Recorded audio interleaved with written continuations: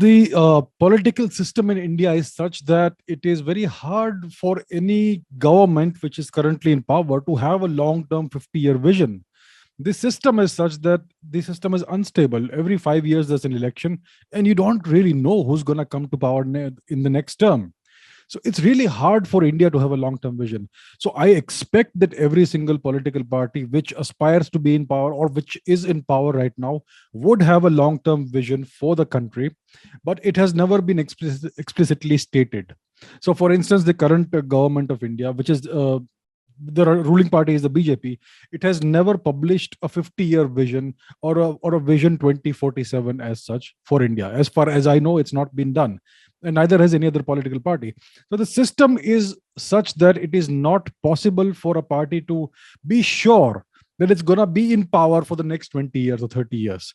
And therefore, it's very hard for them to have a vision like that. I am sure that the current ruling dispensation would have some kind of vision that it would like for the country in the next 20, 30 years, but it has never been published as such. And on the other hand, the Chinese government is very clear about where it wants to be in 2049, which is like you said, the centennial of the coming to power of the Chinese Communist Party.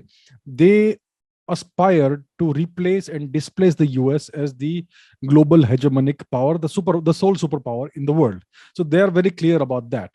And since they have a stable political system, which is essentially a one-party dictatorship, that's why they are able to plan in that manner. They are able to have consecutive 10-year plans, and then they are able to have a 50-year vision, a 100-year vision, because they are pretty certain that they're going to be in power for that long.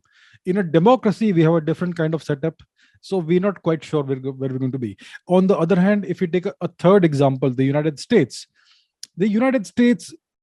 has had a remarkably consistent foreign policy.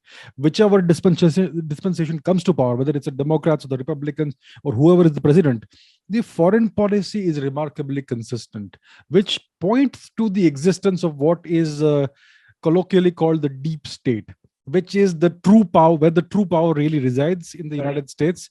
And that is where the foreign policy decisions and policies are framed and decisions are made. So the foreign policy has been remarkably consistent in the US. In India, we have seen repeatedly that when a new dispensation comes to power, very often the foreign policy decisions and policies are completely reversed. For instance, when Morarji Desai came to power, he immediately compromised all of our intelligence assets in various neighboring countries, especially in Pakistan. Immediately disclosed the existence of these assets, and they were all neutralized. Once again, when I.K. Gujral came to power, for just 3 months, he did the exact same thing. And when you have a new, let's say the Congress party comes to power, they essentially have a tendency to reverse whatever the BJP was doing in terms of foreign policy, in terms of all those things. So India's foreign policy, unfortunately, depends on whoever is in power, their whims and fancies. Sometimes it is a very responsible government, sometimes not so responsible, especially when you have a coalition government, when you have a government that is not strong enough and weak and may not last very long, but still they have the power to make foreign policy decisions, and which may not always be aligned with the best interest of the nation. So that's why India doesn't seem to have, as far as I can see, a coherent, consistent, long-term foreign policy. I'm sure the current government does have a vision, but I don't think they've explicitly stated it. If they stay in power for a long period of time, they'll be able to work on that. But this is the inherent problem and weakness of the Indian governance system.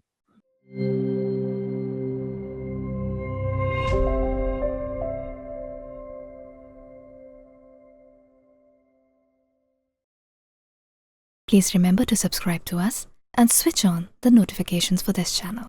For our other social media links, more content, and to support our work, please visit citti.net. Dhanyavad. Namaskar.